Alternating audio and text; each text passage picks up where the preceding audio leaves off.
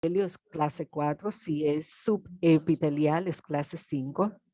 Así que es bueno tenerlo en mente porque a veces uno es confrontado con un reporte de citología y quizás uno no está de acuerdo con el patólogo, pero ahí está la importancia de tener un buen patólogo y no siempre es el caso. Y yo pienso como reumatólogos encargándonos de, de los pacientes con nefritis lúpica que debemos leer los reportes nosotros mismos y ser críticos si hay que hacerlo. Eso pasa a veces. Aquí está la tipografía de los dispositivos bien crucial. En la microscopía óptica podemos ver lo que encontramos basados en los hallazgos. Encontramos las clases de nefritis lúpica. Puse en una diapositiva todo lo que tienen que saber sobre las 6 clases y saben que distinguimos la nefritis lúpica proliferativa clase 4 comparada con la nefritis. Comparado esto no es lo mismo, así que volveré en un minuto. Solo quiero darle unas informaciones sobre la actualización sobre la clasificación de la nefritis lúpica que actualmente es el IS27.3 y está siendo implementado la práctica clínica. No sé si saben esto, pero para mostrarles, aquí sabemos que estamos hablando sobre la nefritis lúpica proliferativa. Algunas personas dicen que no es una proliferación celular, no es como cáncer, donde las células se multiplican, pero es una asimulación. La proliferación está mal guiada, los términos han sido cambiados a proliferación, a endocapilaridad y de endocapilaridad a hipercelularidad. Esta es una nueva clasificación con diferentes cosas y la adhesión, necrosis, decremento. Esto ha cambiado del 2718 de la Eisen IPS clasificación. Deben leer el papel porque es bien interesante leer las actualizaciones. Así que vamos a revisar cómo funciona el tratamiento. La primera pregunta es, ¿quién debería ser tratado con agentes inmunosupresores? Así que yo le hago las preguntas. ¿A quién van a tratar? ¿Tienen la idea? ¿Qué le hacen decidir que el paciente necesita un tratamiento? ¿Qué recomiendan? ¿Están tratando todas las clases 3 y 4, todas ellas? ¿Hay un poquito algo que le hacen tratarlo? Por esto es que la biopsia es importante. Es solo las lesiones activas y yo solo quiero recordarles que pueden tener una clase 3 o clase 4 con lesiones solo crónicas y ellos no deberían recibir agentes inmunosupresores. Así que ustedes deben tratar a estos pacientes tanto como ellos tengan lesiones activas o activas y crónicas o no puramente crónicas. Ellos deben ser tratados, pero no con agentes inmunosupresores. Es importante mantener en la mente que no es porque es una clase 3 o clase 4 o clase 5 que ustedes tienen que inmediatamente aplicar el tratamiento. Tienen que estar activos. Y también dije para la nefritis lúpica anteriormente, el NPSL, no tenemos buenas informaciones, no buenos ensayos para el tratamiento para la nefritis lúpica. Como ustedes lo saben, hay muchos ensayos y tenemos buenas informaciones y vamos a revisar el tratamiento y la secuencia. Cuando estamos confrontados una clase 3 y 4 con actividades, la recomendación es realizar una infusión de metilprednisolón y usar corticosteroides orales. La recomendación para la infusión es hacer 500 miligramos hasta 2, 7 sobre 500 en 3 días. ¿Qué hacen? ¿Le dan 1 gramo? ¿Le dan 500 miligramos? ¿Cómo lo hacen? 500 por 3. Yo hago lo mismo. Y luego, antes de la recomendación para los corticosteroides orales era 0.5 a 1 miligramo por kilogramo por día, pero ahora la recomendación es más bajita, es 0.3 a 0.5 miligramos kilogramos por día. Ustedes hacen esto. Así que la dosis es más bajita. Perfecto. Luego quiero mostrarle esto porque creo que es interesante sobre el rol de las infusiones. Estoy seguro que ustedes saben cómo funcionan los corticosteroides. Cuando ustedes los toman oralmente, ellos van en la sangre y luego pasan las membranas de las células y luego conectan a un receptor en el citoplasma llamado receptor glucocorticosteroide. Y esto es algunos factores que se conectan con el el ADN que causa un efecto genómico, y eso es lo que ustedes tienen cuando usan corticosteroides orales. Cuando ustedes hacen una infusión, ustedes desencadenan diferentes efectos llamados efectos no genómicos porque no están combinados con esto, y estos modulan y realmente no es bueno, pero activan canales de iones, calcio, sodio, y esto renova la célula. Lo que esto hace que están las infusiones de corticosteroides, se desencadenan los efectos no genómicos y esto le habilita a usar menos corticosteroides orales luego de eso. Así que por eso se recomienda hacer las infusiones y luego hacer las dosis más pequeñas de los corticosteroides. Así que es muy bueno, es fantástico saber que hay efectos genómicos y no genómicos de los corticosteroides y que esas infusiones desencadenan efectos no genómicos. Es algo bien interesante. Cuando tienen que elegir los regímenes inmunosupresores, las elecciones van a depender de cuando tienen severidad o no tienen severidad. Si tienen efectos serios, mucha necrosis, muchos efectos sedimentales, la recomendación es usar el NHH régimen. Esto es implementado en la práctica. Esta está en la alta dosis de ciclofosfamida. Típicamente es 1 gramo 6 veces. Y esto es reservado para casos severos, pero está todavía en las recomendaciones oficiales. Y si no tiene esto, la inducción obviamente es MMF o MPA o baja dosis de la ciclofosfamida, que hablamos para las manifestaciones más bajitas de la 500 miligramos de la ciclofosfamida cada 2 semanas, 6 veces. Solo quiero recordarles que cuando usen dosis más bajitas de la ciclofosfamida tienen la misma eficacia pero menos toxicidad, y esto es probado a largo tiempo y estamos hablando de 20 años. Así que es bien probado que esto funcione en este contexto. Así que me gustaría preguntar, cuando están tratando la nefritis lúpica, ¿cuál es el objetivo del tratamiento? ¿Cuál es la meta? Porque tratamos y lo tratamos con una meta. ¿Cuál es la meta en la nefritis lúpica? ¿Cuál es su meta? Solo quiero saber. ¿Ustedes quieren neutralizar la proteinuria? ¿Tienen una meta más alta? ¿Cuál es el objetivo? Díganme qué ustedes hacen. ¿Reducida? ¿A qué valor? ¿Tienen, tienen la meta? ¿Tienen que se quiere que sea normal? ¿25% de mejoría? Interesante. ¿Dirían menos? ¿Dirían más? La recomendación es esta.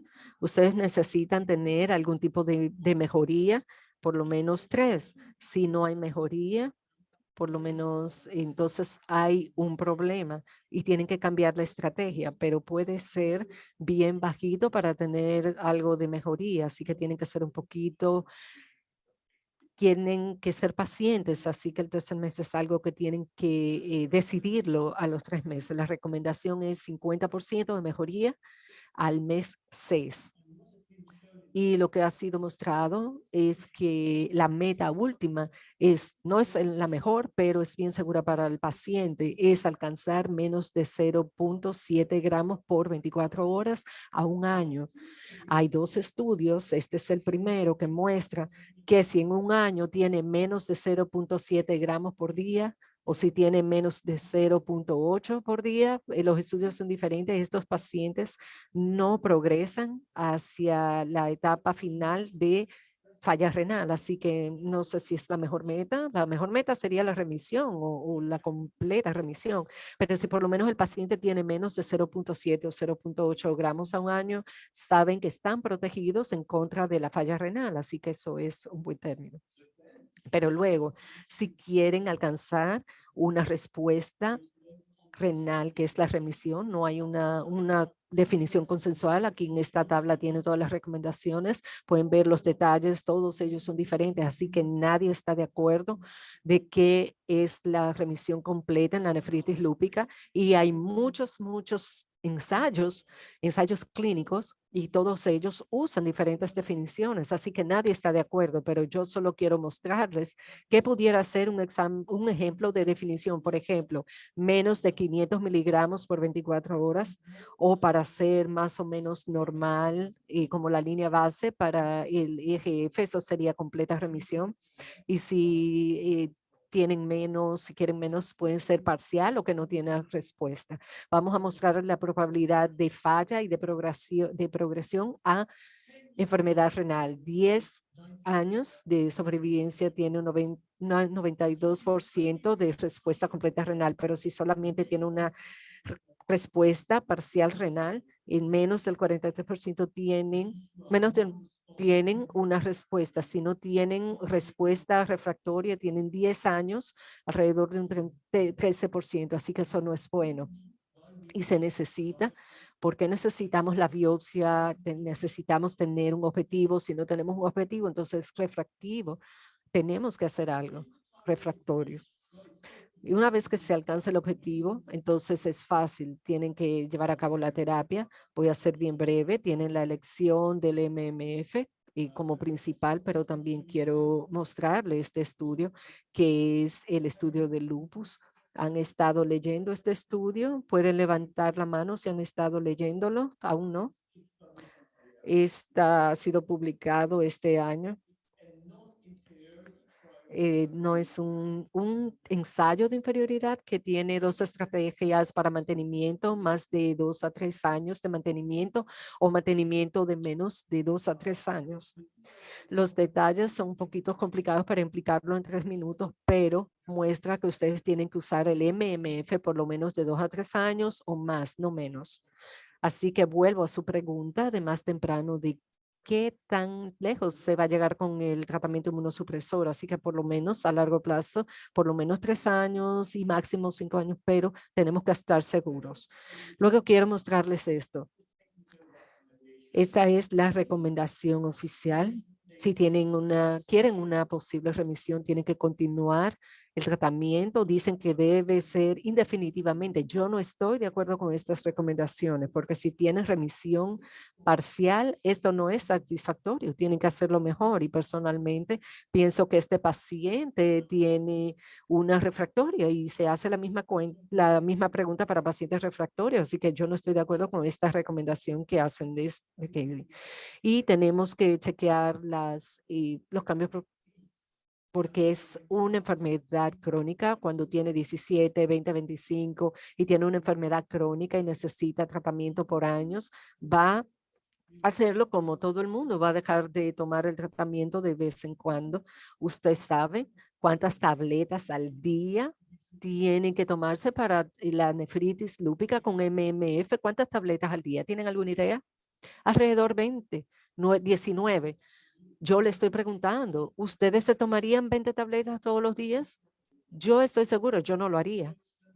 Para mí la pregunta no es, ¿este paciente no está adherido o no está adherido? La pregunta sería, ¿cuándo este paciente va a dejar de adherirse?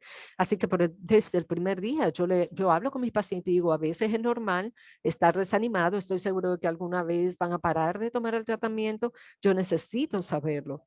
No es un mal paciente, no hay hay pacientes buenos y malos, no es eso, eso es normal, tenemos que hablar de esto.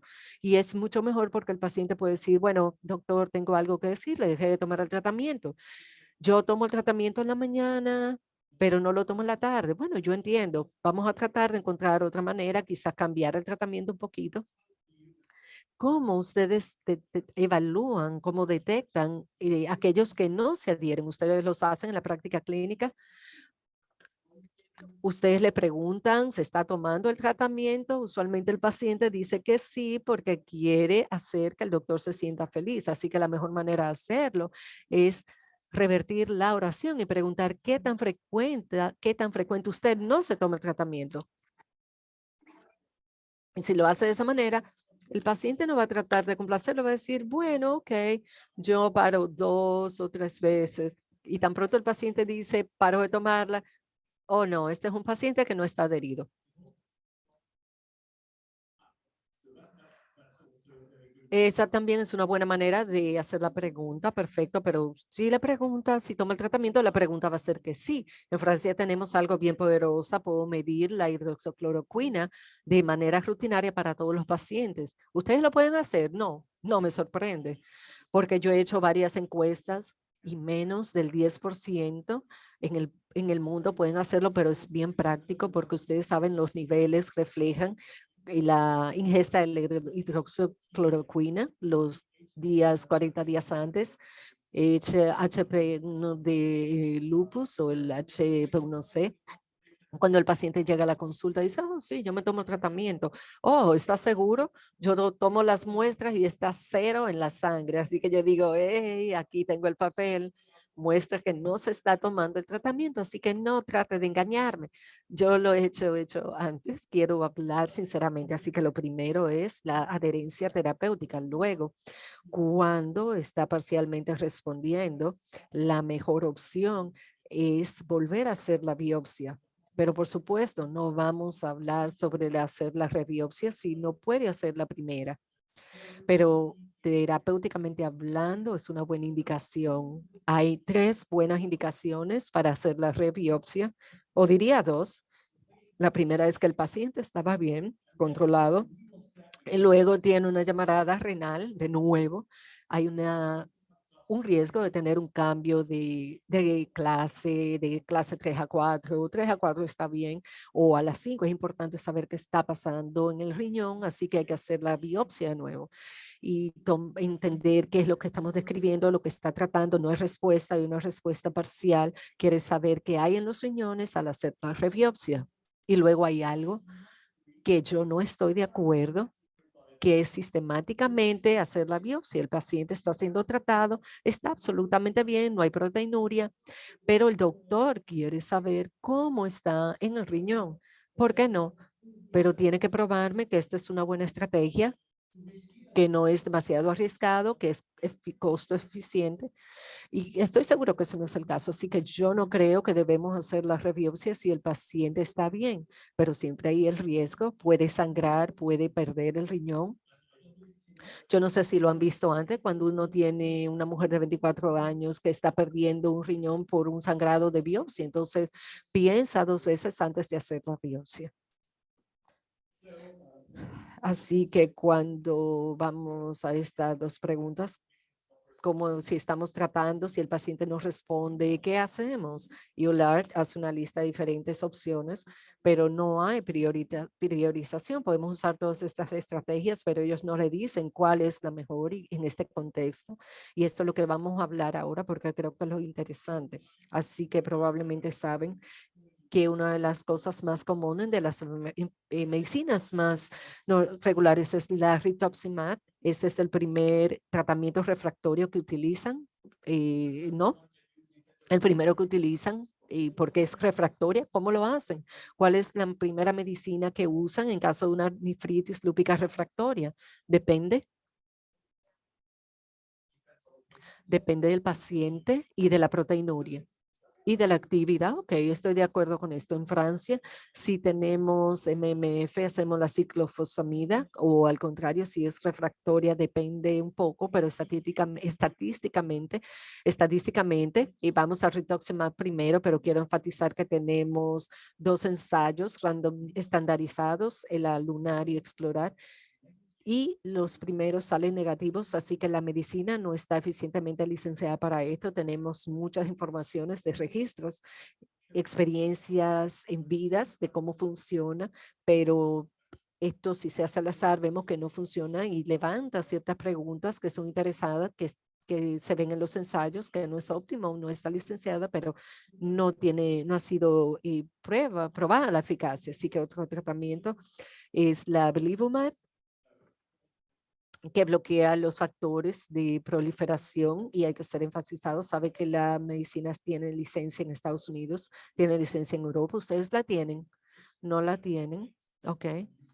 Probablemente saben que hay publicaciones de extensiones, indicaciones de la belimumab en nefritis lúpica, esto es un ensayo de control al azar y esto tiene ciertas limitaciones. Lo primero es la magnitud de la diferencia.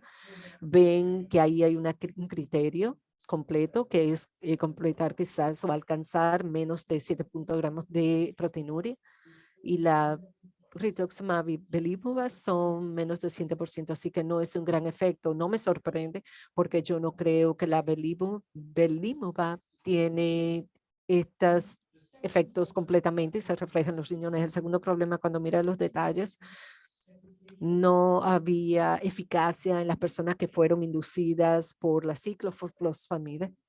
Estaban siguiendo con el MMF, pero no con la ciclofosfamida.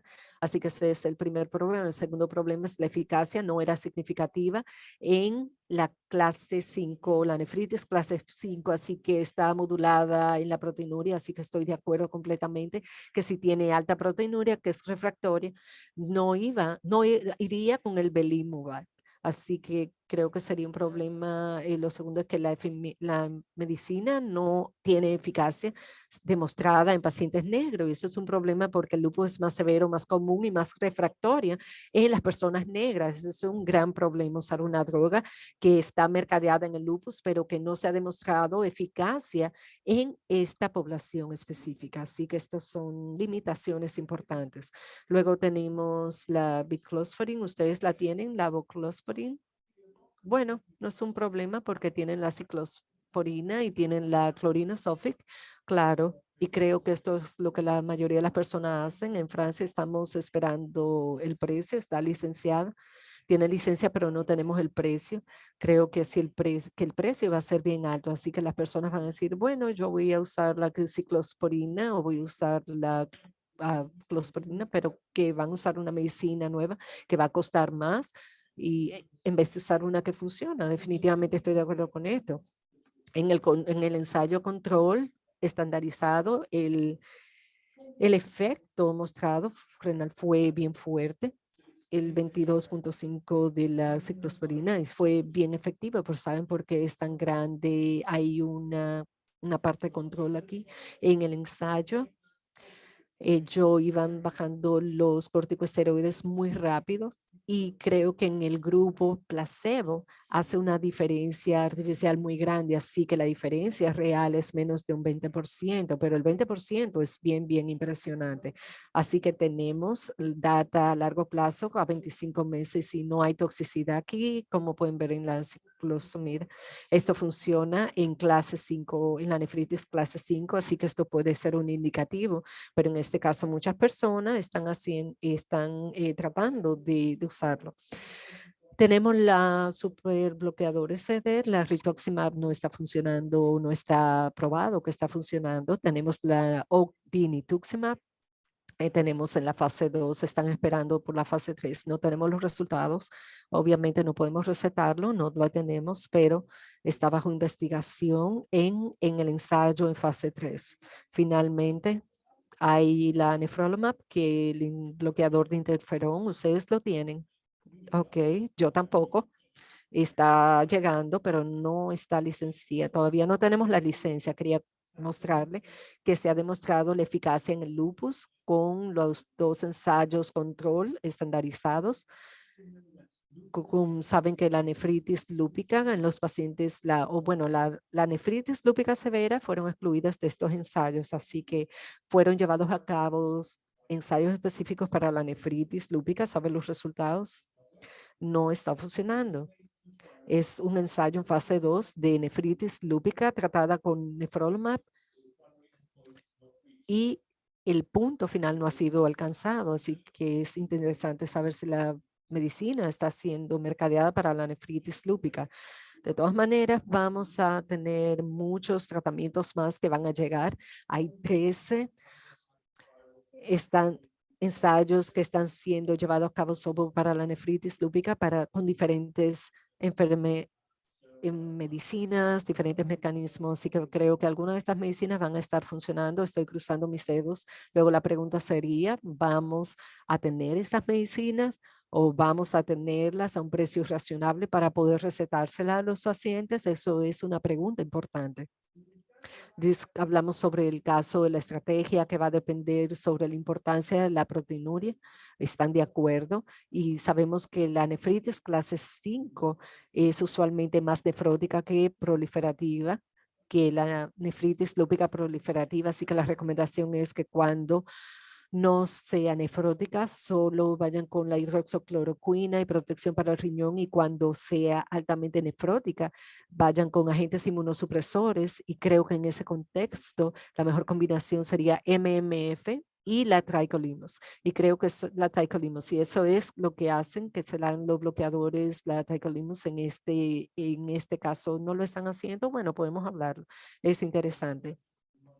Para recordarles, la belimumab no está funcionando en este contexto, así que este es el tipo de resumen que podemos hacer en el contexto de la nefritis lúpica refractoria. En todos los casos, la protección nefrótica es importante en los pacientes, individuos con factores cardiovasculares y de nefroprotección. Debemos recetar las medicinas. Por ejemplo, ustedes usan cloroquina o hidroxicloroquina. En la lupus usualmente se recomienda, se receta la hidroxicloroquina, eso está muy bien. La toxicidad retinal es menos. Tenemos muchos países en los que hidroxicloroquina no está disponible y se recetan la cloroquina. Hay situaciones especiales, no voy a hablarlo esto mucho hoy, podemos hablarlo quizás alrededor del café, donde la frecuencia está la trombótica, crotombia, está la anticoagulación, está el lupus, la citopatía. Quiero decirles solo un poquito, quizás si tienen la clase 1, clase 2 y el paciente tiene un síndrome nefrótico, es lupus por la citopatía y se debe recetar la tacrolimus. Es lo mejor para este lupus. Si tiene su teléfono móvil, puede escanear el código QR. Puede ir a la recomendación de AJKD, creo que le puede funcionar. Pueden importar el PDF gratis en el teléfono. ¿Está funcionando? Muy bien. Tienen la información de nefritis lúpica en el teléfono con el código QR. Voy a dejar que lo escaneen. Es bien práctico. Hay muchos mensajes claros. Muy bien. Muy bien, no hay ningún problema. Voy a ponerlo hacia atrás. Perfecto, gracias. Con esto, muchas gracias. Creo que podemos hablar sobre esto. No hay ningún problema.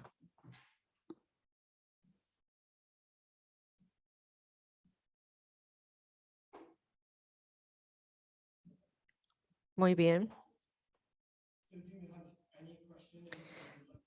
¿Tienen alguna pregunta, algo de lo que quieran hablar sobre la nefritis lúpica refractoria? Muchas gracias.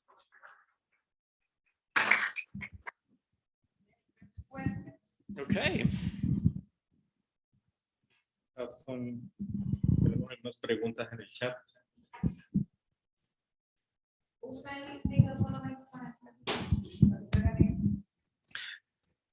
En tu práctica clínica, la importancia que le das al seguimiento de los cambios en el filtrado glomerular comparado a la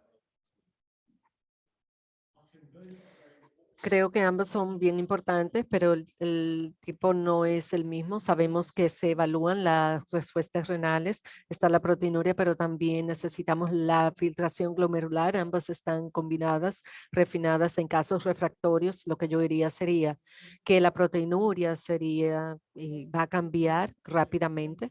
Yo diría por lo menos durante los primeros 3 meses y luego dura más tiempo, esencialmente por la degradación de la falla renal que puede tomar varios años. Definitivamente lo seguiría ambos, absolutamente.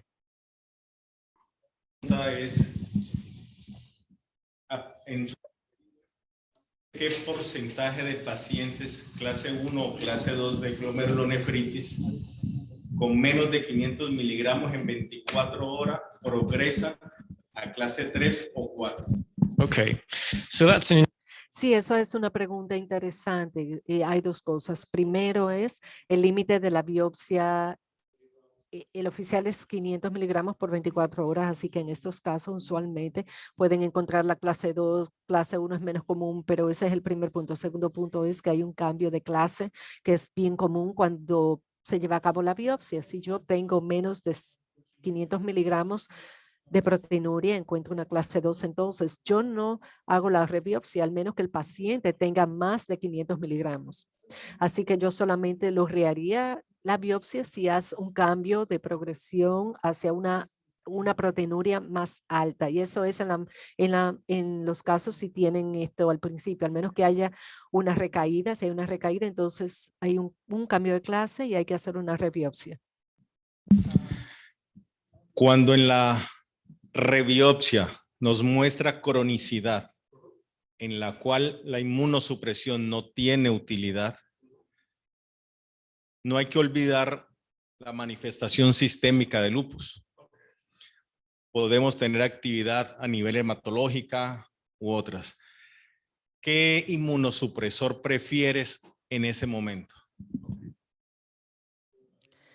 Bueno, esto es algo bien sabio. Si tienen algunas lesiones crónicas, tenemos algunas indicaciones de inmunosupresión. Esto es bien inteligente. Primero está la hidroxicloroquina, que es un tratamiento inmunomodulatorio. Segundo, tiene una indicación para un tratamiento inmunosupresor porque tiene actividad en otro órgano, pero también porque está en la fase de mantenimiento de una llamarada renal que se baja la actividad con un agente inmunosupresor. Usualmente va a depender del contexto, pero en el primer año, en los primeros años, yo prefiero el MMF y luego de varios años, cuando tenemos este deseo, creo que se hace el cambio, pero lo primero sería MMF, a excepción de algunos deseos de embarazo. No sé si ustedes lo hacen de manera diferente.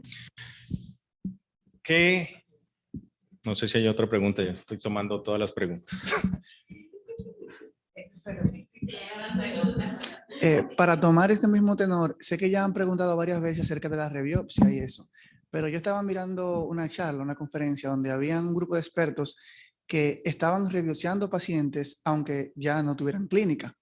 Usted mencionó bien claro que no lo hace por el riesgo de sangrado y por el costo-beneficio, pero ellos hablaban y decían ahí que los pacientes, a pesar de que no tenían clínica palpable, pero lo rebiopsiaban y sí tenían actividad. Entonces, en ese caso, eso les servía a ellos para tratar de parar el tratamiento o si continuarlo. Entonces, en este caso, podría tener alguna importancia en su caso. This is a very interesting question. Esta es una pregunta bien interesante. Se hace la rebiopsia, el paciente está perfectamente bien. Se hace la rebiopsia y aún encuentra lesiones activas en el riñón. ¿Qué va a hacer? Bueno, actualmente no sabemos precisamente porque todas las literaturas en respuesta clínica a la proteinuria no tenemos esta información intrarrenal. Así que creo que esto nos da la idea de hacer la biopsia de nuevo, es colectar la data de lo que permanece activo a pesar de la respuesta clínica. Y ahí vemos si decidimos hacer los cambios de estrategia. Definitivamente tenemos las manifestaciones clínicas en lupus. El MMF debemos continuarlo por lo menos 2 a 3 años, no menos de ahí. Pero es una pregunta abierta. Usando micofenolato y tacrolimus.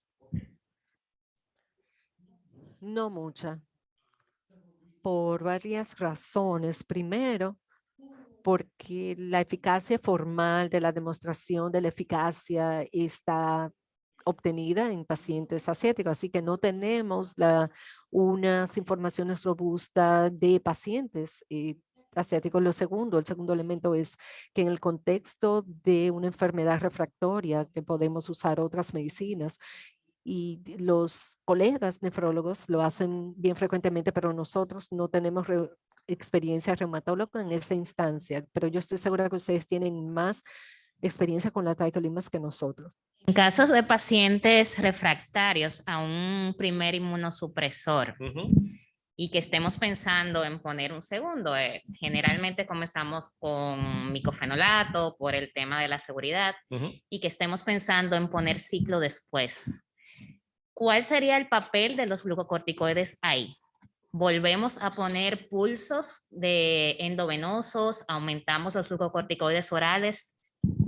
Obviously, there is no Obviamente no hay ninguna opciones recolectadas en la data, pero diría que sí, pero en mi mente no sería lógico cambiar el agente inmunosupresor y no reinducir al paciente.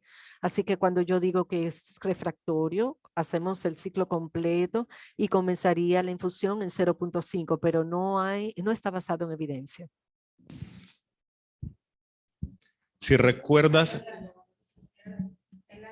en Aurinia usan voclosporina más micofenolato en combinación.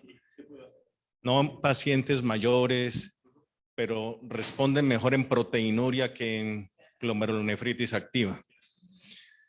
¿Qué importancia le das? Siempre le damos mucha importancia a la proteinuria y a veces el sedimento activo no le damos mucha importancia. ¿Qué importancia le das en la práctica clínica? No mucha en realidad, porque esto ha sido bien estudiado. Si toma en cuenta las informaciones microscópicas de materia, tiene la respuesta y hay mucha literatura al respecto. Así que yo pienso que para el seguimiento debería ser una proteinura de 24 horas. Esa es la meta principal de la función renal, pero no la hematuria microscópica. Una pregunta del chat. En artritis reumatoide se inicia con un inmunosupresor de inicio, por ejemplo el metotrexate. ¿Por qué no iniciar en nefritis con inmunosupresor?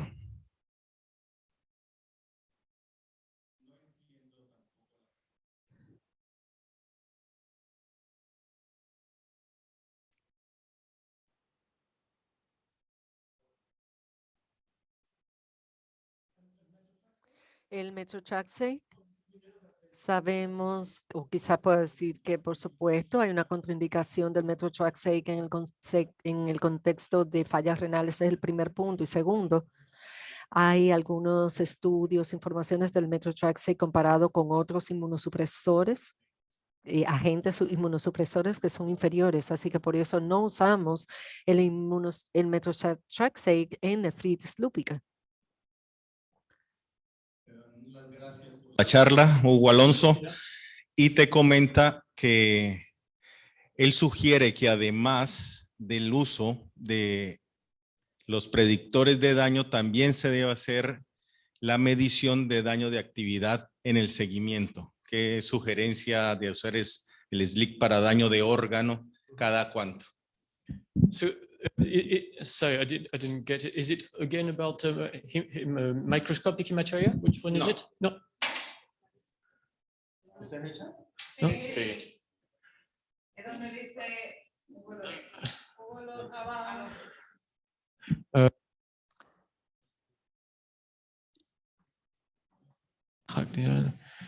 Esto no evita el daño y por lo cual ahora están De incluir, okay. use the SLIC to how much the damage of the... Okay.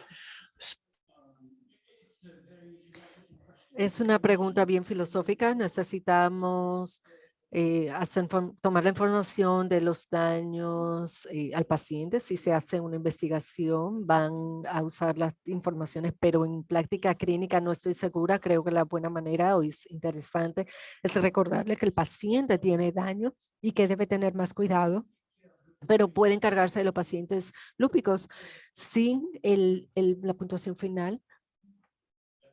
Pueden tener este daño de índice, pero no va a tomar esta información, pero creo que se pueden llevar a cabo más administraciones guiándose por las puntuaciones. En fatiga, Teresandri Loró, ¿realmente se puede considerar como manifestación lúpica por la cantidad de factores asociados? Es Estoy feliz de tener su experiencia al respecto, pero creo que hay una prominencia alta de fatiga en lupus. Creo que es más alto cuando en la población general. Así que tiene que ser que ver con lupus. Si tiene 25 años, 30 años y alguien le está diciendo que tiene lupus, va a estar estresado. Es en un contexto de embarazo, puede estar deprimido. Si es lupus, no es lupus. Quizás no es un proceso inflamatorio de lupus, pero igual es el contexto del lupus. Así que yo creo que esto realmente importa. Quizás me gustaría dar un mensaje práctico primero. Trato de descartar y hacer los clásicos cursos de anemia, por ejemplo, si se trata de actividades controversiales, se hace de manera bellamente, pero creo que cuando hay esta desensibilidad, si usamos el interferón, esto hace que se canse. Tratamos la inflamación y la actividad, y cuando se trata, si no hay actividad, se trata lo que queda, lo que es ansiedad, depresión, apnea de sueño. Se pueden usar quizás los corticosteroides, algo puede ser diferente. Una de las principales quejas de muchos pacientes, a pesar de estar asintomáticos o baja actividad, es la fatiga diaria. ¿Qué tratas? ¿Qué les das? ¿Qué les decís? So it's, I think Yo pienso que es una de las situaciones más difíciles para los reumatólogos, porque le está diciendo al paciente: oh, mi querida señora, está bien, está absolutamente bien. Y el paciente está diciendo: no, doctor, yo no estoy bien para nada, yo tengo fatiga. Y la concentración, esto es un problema. Usualmente yo lo que reviso los niveles de vitamina D. Yo no soy un creyente de que la vitamina D lo cura todo, es bueno para los huesos, estoy convencido, pero por lo menos hago algo. El segundo punto es que debemos tener tenemos buena evidencia que muestra que la actividad física incrementada tiene fatiga, así que se promueve la actividad física. Le puedo decir lo que el paciente va a decir. El paciente va a decir: yo estoy demasiado cansado para comenzar actividad física. Entonces ya ustedes saben lo que ustedes le van a decir al paciente. Oh, pero usted tiene que comenzar lentamente. Comienza 5 minutos por una semana, y si está bien, entonces pasa a 10 minutos. Ese es el secreto, pero la actividad física es la mejor opción. Eso es lo que yo pienso. Tenemos mucho déficit de vitamina D. Raro. Por el sol. but Pero yo les recuerdo que nosotros recomendamos fotoprotección a nuestros pacientes, así que es bien común tener deficiencia de vitamina D. Para mí, todos los pacientes de lupus tienen deficiencia de vitamina D por la fotoprotección, así que quizás aquí no. Yo no sé si tuviste que ver la segunda parte. ¿Alguna otra pregunta? Hola, doctora. Con respecto a la fatiga, bien ha mencionado que se deben hacer screening descartando causas más comunes. En la práctica diaria, ¿qué recomendable? ¿Cuál es el tiempo recomendable para yo hacerle los screening a este paciente de causas fuera del lupus, de la fatiga? El FACIT es un score que hacemos en cada consulta regular, cada 3 o cada 4 meses cuando tú veas el paciente, igual que el score de Mini-Mental. O sea que es en cada consulta que tú debes de hacerlo. Ahora, si tú entiendes que las causas de fatiga de ese paciente obedecen a depresión o ansiedad, tú no eres el especialista adecuado para hacerle las evaluaciones psicológicas para descartar o no que tenga depresión o ansiedad. Entonces ahí ya tienes que enviarlo a una evaluación. Lo vamos a captar, por ejemplo, pacientes, si es bueno, cuando se diagnostica, realizamos eco, realizamos radiografía, exacto. ¿Qué tiempo luego? Porque he visto pacientes que me dicen, desde que recibí el diagnóstico, yo tengo 5 años que no me siento yo. Entonces, no esperar 5 años para realizarle los otros seguimientos. Es lo que comento, no hay una pauta ni EULAR ni ACR con respecto a fatiga y déficit cognitivo, pero como son parámetros que van muy vinculados con la actividad de la enfermedad, No está de más si es una hoja. Yo en cada consulta, por lo menos el FACIT. Así como hacemos con la fibromialgia, que valoramos déficit cognitivo cada vez que va, igual. No sé qué.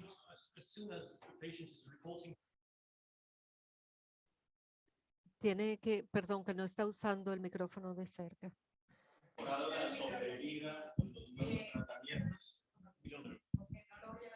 Yeah, are we improving the life? Aumenta la expectativa de vida, pero no está la expectativa aún. Usamos la Belimumab y que está asociada con sobrevivencia y supervivencia. No hay otro tratamiento que hemos visto.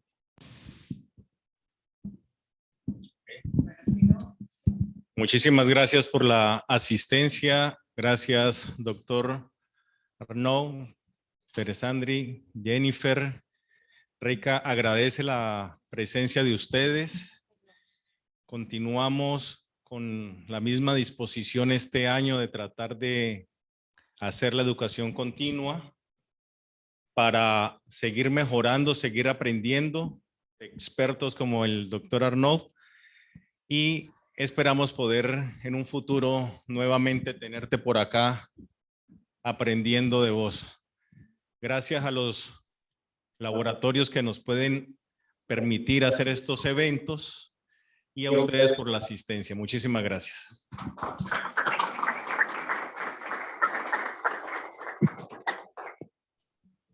Todos estamos almorzando. Sí. Ahora a las 12, bueno, ya prácticamente una foto y ahora para pasar al almuerzo, por favor.